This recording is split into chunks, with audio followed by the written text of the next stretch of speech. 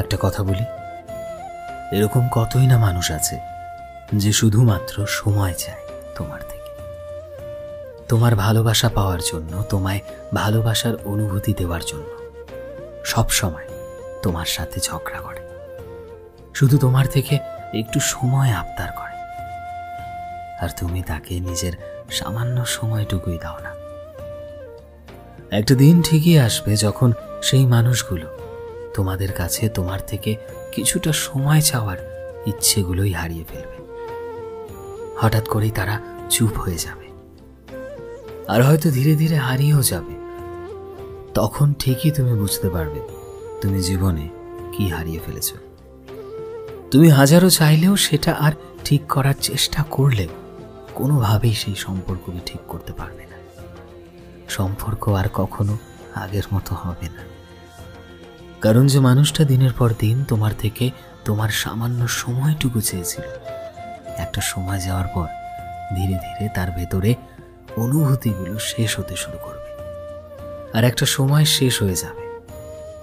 তোমার প্রতি তার টান, তার ভালোবাসা, অনুভূতি সবকিছু চিরতরে নষ্ট হয়ে যাবে।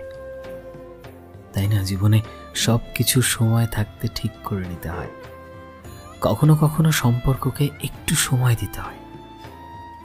মানছি, কাজের চাপ, জীবনের ব্যস্ততার জন্য সব সময় দেওয়া সম্ভব হয় না, কিন্তু কি বলতো, মানুষ চাইলে সময় এমনিতেই বের হয়ে যায়।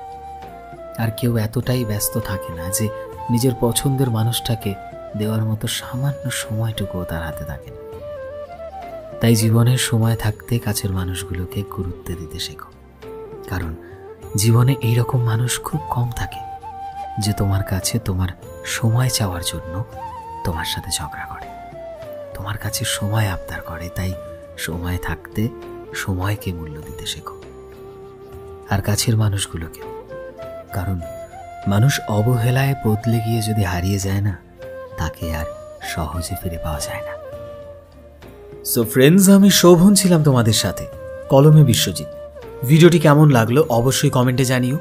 এই মুহূর্তে তুমি যদি আমাদের ফেসবুকে দেখে থাকো তবে প্লিজ আমাদের পেজটিকে ফলো করে দিও। চ্যানেলে নতুন হলে প্লিজ চ্যানেলটিকে সাবস্ক্রাইব করে দিও, আর যারা অলরেডি সাবস্ক্রাইব করেছো তোমাদের সবাইকে অসংখ্য ধন্যবাদ। দেখা হচ্ছে নতুন একটা দিনের নতুন একটা ভিডিওতে। টিল দেন সবাই ভালোবাসায় থেকো এবং সবাইকে ভালোবাসায় রেখো। Thank you.